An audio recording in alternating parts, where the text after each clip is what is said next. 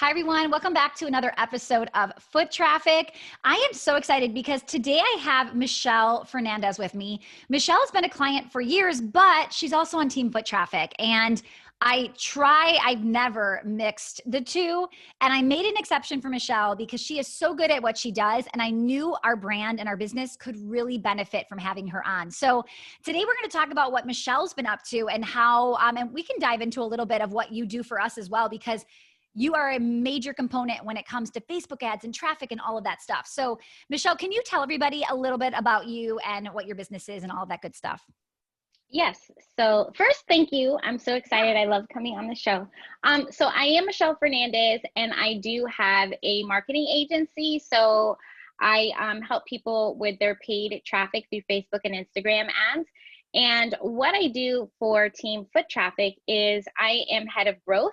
So I am all about bringing in cold audience, new people, and like kind of warming them up and just really getting them to know the brand and helping us kind of explode what you've created here. Yeah, because here's the thing, a good product is nothing if you don't get it in front of the right person. And man, we've learned that the hard way. You know, you can have a really great product that people are loving and raving about, and you can still feel like you're crawling, right? That you just aren't getting that visibility. And that's why I always tell people, you can't just have an organic traffic strategy, at least not in 2020. It's very difficult. Yes, are there success stories? Yeah, but they're few and far between. And they're people that are just amazing on certain platforms, right? So yeah, there's going to be exceptions to that rule, but for the most people listening, they're going to need that traffic strategy. Yeah. And it's funny that you say that because I have a few clients that are like, you know what? All my people are on Instagram. Like, that's the only place I want to be. Take all my ads off Facebook. And I'm like, okay, let's just go back and check out that data. And you're missing out on so many people from Facebook that are your people that are there that you don't even know they're there. So it's kind of like a good way to even balance out if you're showing up organically on one place on how to bring in these other people to you as well. Yeah. So I agree. Totally. I think we just think that everybody's exactly like us. And if we like Instagram and we're only on Instagram, that no one else is on Facebook. I mean, there's millions of people on Facebook, right? The chances of your person not being there is probably impossible. Correct. Have you ever seen that? Like, you've ever agreed saying, you're right, your person's not on Facebook? No. Never. Never. And people need to hear that, because that's how many people are on Facebook. It would be almost impossible for you to be completely right. And even if you're like, well, no, my person's like, you know, your grandparents, like they're in their 80s. Yeah, but you're usually selling to their children who are completely on Facebook. So you've got to be careful. Yes. And let me tell you, my mother-in-law, she's going to be 80 and she's on Facebook. So okay. And actually my grandma, who's in her 80s, is also on Facebook. So it's crazy how we make up these lies and then we start to believe them. Yes. Okay. So, Michelle, I want to talk to you because I know recently you've kind of shared some excitement with Powerhouse and everybody letting us know that you've put out a new funnel and it started to be profitable within just a few days. Can you kind of share, like, let's just talk a little bit behind the scenes, like, what does that look like? What was your intention with it? And let's just go from there. Well, my initial intention was to do like an actual product and do a webinar to the product. So it'd be like a course, $497, something like that. And then we started talking about this self-liquidating offer. I started to see them, you and I started talking about them. We're like, how can we do this? So what I really love about the self-liquidating offer is that it does just that. So like what we're doing for Foot Traffic and the content machine is really to get paid leads. So it's basically the ads are paying for your leads versus like if I did a webinar, I would have to pay for my leads, cross my fingers, hope people show up that signed up, right? And then hope that they buy. So I could be out a lot of money versus when somebody sees that low price offer, they're buying it right away. And that's really paying for that lead. And it's a more qualified lead because they're a buyer already, right? Yeah. So together, we split up what I was going to put in the course to kind of break it down into like bite-sized chunks. And yes, as soon as I put it up, within 4 days, I was already profitable. I was making like more than 2 times my return on ad spend. So for me, I'm like, okay, So let's make it if profitable. if you put in Yeah. $1, every dollar you were putting in, Facebook was giving you $1. Correct. Okay. Who is not going to play that game all day long? Exactly. Yeah. Exactly. So, I don't know, it's like a really great thing. So for the first 4 days, I was making, I think my netted. So I started off with a very low budget because I wasn't sure, like, is this offer going to work? Yeah, you're testing. I was like, oh, because I come in at a different level. So most people, when they do ad courses, they're beginners, right? So this is really for people who have already done all those beginner courses. And this is like that next level. Like, what is the strategy really behind ads manager, right? So I was like, I don't know, are people going to really like this? So I started with just $40 a day. And by the 4th day, I had netted like $300 or $400 by the 4th day. And I remember you told me, okay, when you send this, you're going to be our case study. I'm like, no pressure, Stacey. Thanks so much. So this just happened like a week or two ago. And I literally said, perfect. I need you to come on Friday and tell everybody how amazing your results were. And she didn't even launch it yet, you guys. I know. I was like, oh my God, look, I'm turning red just thinking about it right now, the pressure. You're like, I stayed up all night. Staring at my ads manager. We got any deals yet? Couple things I want to break down. So first day you tested $40. So if it didn't work within 24 to 48 hours, you would have realized this isn't working and you would have wasted $40 to $80. Okay. That is a lot less than most people waste when they're doing Facebook tests. Even in my studio, we might have like a free trial and I might spend $10 a day or $20 a day. And by the time they get in the building, if they even come, right? Like not everybody shows up. You then figure out like, was it worth it? Was it not? Whereas with this strategy, you figure out much faster. So what's great about this is this was a test. You didn't know if it was going to work. You did something different.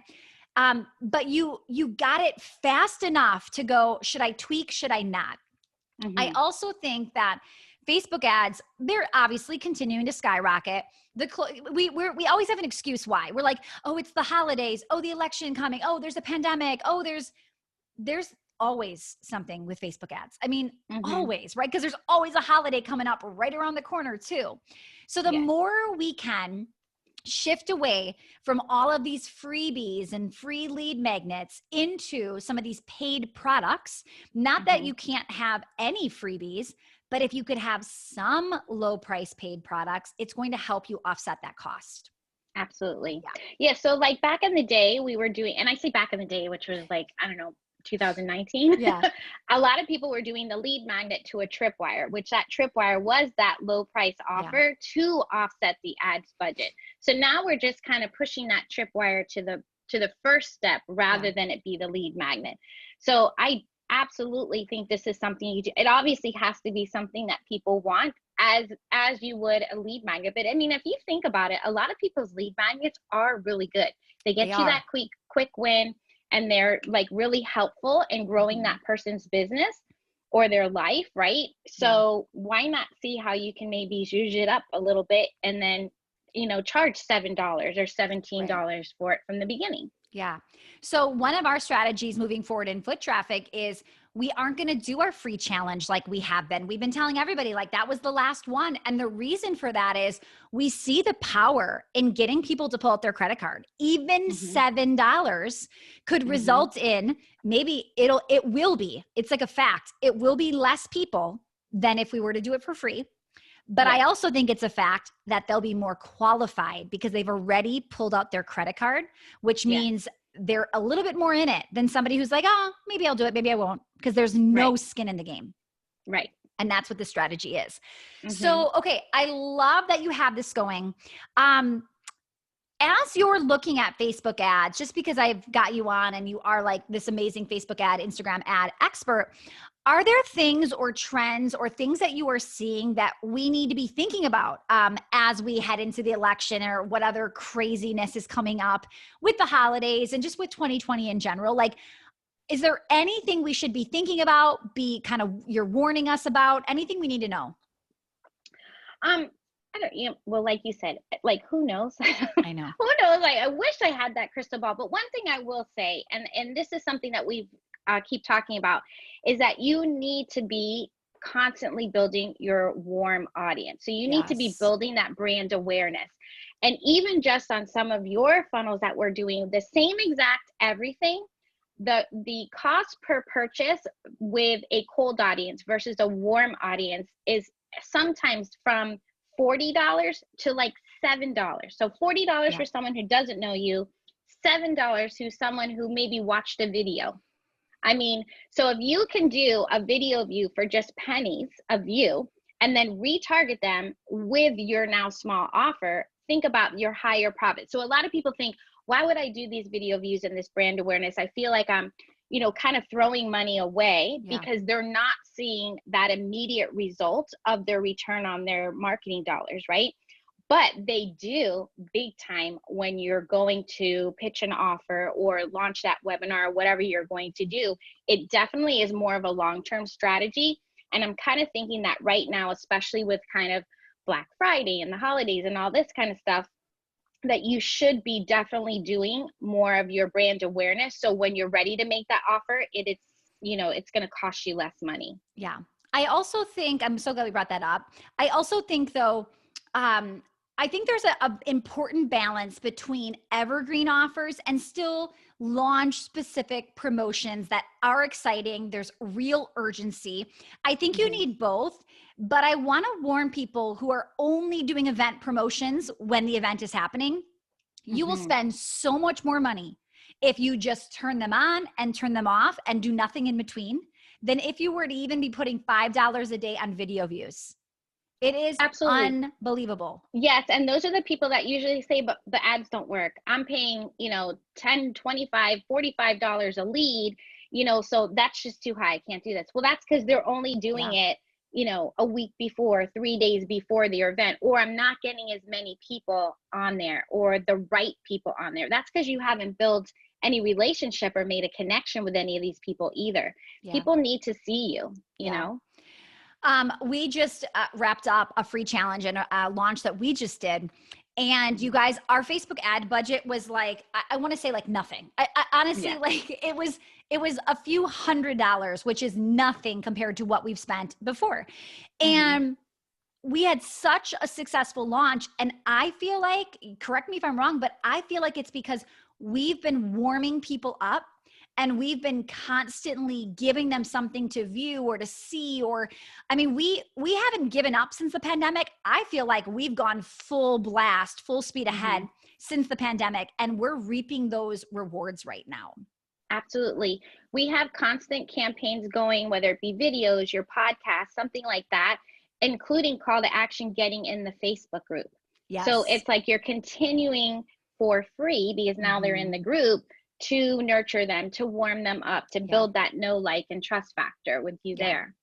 I will say, I feel like the Facebook group, I have high standards. So when I say I don't think the Facebook group was that good back 6 months ago, it was still much better than a lot of people's. We'll just say that. But I don't, in my opinion, it wasn't that good. And I realized that. And I was like, what do I do to actually get this Facebook group where people are like, I can't believe she gives this away for free.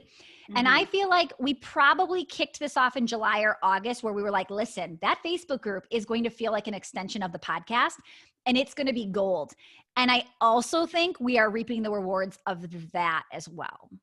Yes. Well, you are a genius. I mean, even just having these monthly themes inside the group and you only get this content inside the group, that is definitely something for people to show up and see like, oh, what secrets am I going to learn that my competitors aren't, right? That they don't have access to.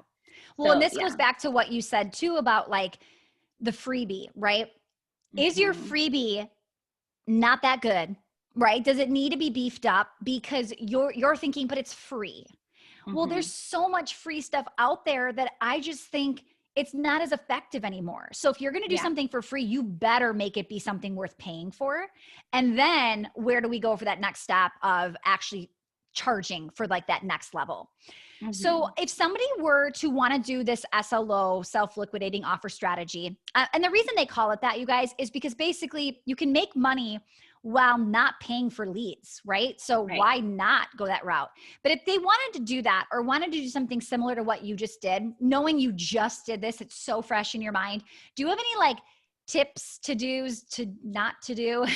Anything that you did that you're like, oh, please learn from my lessons here? Okay, don't overthink it. Yes. I am a recovering overthinker, so every now and again I do fall off the wagon. However, I think what happens is we're so used to like a full-on course or a full-on something that this is what you really need to look at is the bite size. What is the win? What is a full like strategy, concept, something that, remember, it's still a low price. So you're going to be giving them more than what they need, but then always leave something open for what's next, because you don't want it to be like, okay, that's it, I don't need Michelle anymore, or Michelle doesn't have anything to offer, because then you got to kind of be like setting yourself up for what's the next thing with you. But when you're talking about the SLO, it's just kind of breaking it down to be like, what is the natural next step that they would need? And the way we've done it is within 3 steps, where you have like your first low price offer, a small bump on your order form, which is just usually, for those of you who don't know what a bump is, it's like that, you see it where you check a box and it's like maybe $27, $37 offer. I always tell people that little bump is like the Kit Kat bar at the cash register. You're like, oh, totally. I don't really need it, but okay, let's throw it in, right? Like it's like the throw it in the cart. Yeah, I can't even eat Kit Kats. I don't know why I said that, but yes, it's like the just put her in, right? Yeah. And here's the thing, you guys, people do put it in. Like the reason that the candy bar will never leave the cash register is because it is the most effective. I can't even imagine the percent of upsells they get at that register of the magazines, the lip balm. I mean, they know what they're doing. Everything. And for whatever you're doing, and even if you just have the lead magnet or just that one small offer, you should always be looking to add some other step to your funnel, because even if they say no, now you're giving them the opportunity to say yes. And then that's going to help you help more people and help your bottom line, right? Help you spend more marketing dollars or put more money in your pocket. So. Yeah. Okay. So as we're heading into the start of 2021, which is so like, let's just get there now. Let's just skip November, December. Let's just get there. What are some things we should be proactively thinking about, or maybe we need to start now to get this runway going so that we can really get ahead in 2021? What are some things Facebook, Instagram ad wise or funnel wise that we should be thinking about? This was a good thing. Okay. So Facebook just changed their attribution window. And what attribution window means is that when somebody sees a Facebook ad and they click on it, Facebook starts basically counting, like if there was a purchase or a lead or something that came from that, how long of a time frame from that ad. So it used to be maximum like 28 days. Now they're leaving it to 7. So if you were doing a webinar that let's say you were going to run ads, let's say 7 to 10 days before, then have a webinar, then open cart, you're already out of that 7-day window, right? Probably even before, or a challenge before it starts. So by having these SLOs, it's kind of cool, because with that purchase, you're going to be making that money right away and you'll know if it's working. Otherwise, you just have to track it offline. It's not the end of the world with the 28 days. So I would definitely be looking into something like, what can you do to really have a good measure or a strategy to then get them back into that 7-day window, right? How else can you get them back into that attribution window? Yeah. I would definitely be looking at what you're going to launch and then reverse engineer it, and to say, okay, what kind of content can I be building to run these video views or post engagements? Or even like Stacy's strategy, where it's like, okay, we're going to get them in the group. And then now what kind of content can I be providing them that's going to get them so excited that they're going to be like, Stacy, are you going to help me with this? And you haven't even pitched your offer yet, you know? Yeah, absolutely. And I do think the group for us is massive, but we're very strategic. We are very supportive. We give constant value and things for you to engage. If you take that strategy and you don't give great content, you don't have the group that wants to engage, the messaging isn't there, you'll copy it and go, what was she talking about? This is not good. This is not working. But please know, we've been running a Facebook group now for almost 5 years, and we've really fine-tuned it. So yes, there are definitely times where you're like, these Facebook ads don't work. This Facebook group isn't effective. No one's listening to my podcast. But the more you can continue to do it and fine-tune it, that's when you see the success. You've got to be patient. And unfortunately, we know, Michelle, we work with so many people that we know most people are not patient. Patient, right? And I have to say committed, because it is a huge commitment to come up with this content, to show up when you say you are, and all that kind of things, because that's what builds that trust. That's when people really want to go on further on their journey with you, is because then they know they can count on you. So it is a huge responsibility. So you just have to be like, how bad do I want it? Am I in this? And make that commitment to yourself and to these people. Yeah, you're totally right, because I do think some people will say like, well, no, I can wait it out.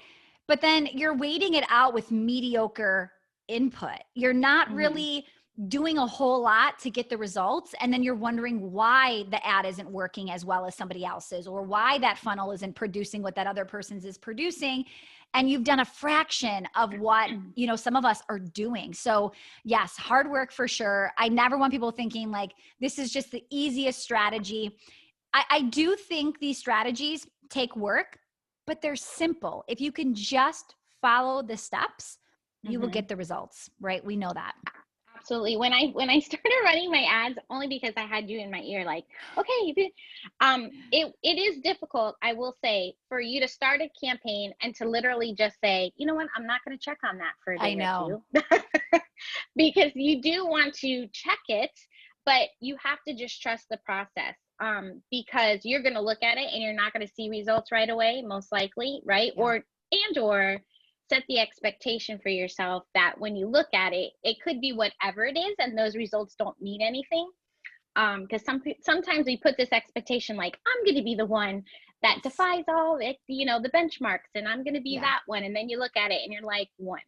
Well, and if you could stop checking your email and refreshing it to see if another Stripe payment has come through, and get out there and start doing anything besides that, like actually get out there and answer questions and get in DMs and answer your phone and check your email and respond to people, or put out a great Facebook Live of content, that's going to produce you more than you sitting and wondering why the Stripe payments aren't coming in. Exactly. Yeah. All right, Michelle, thank you for being here. Where can people find about you, social, podcast, whatever you want to share? Where should they go? You can head over to see me, I guess, on Instagram at the Michelle Fernandez. I'm always there. Amazing. We appreciate you so much. Thank you for sharing. Congrats on your quick success of your self-liquidating offer. We can't wait to hear updates as well. Thanks, Michelle.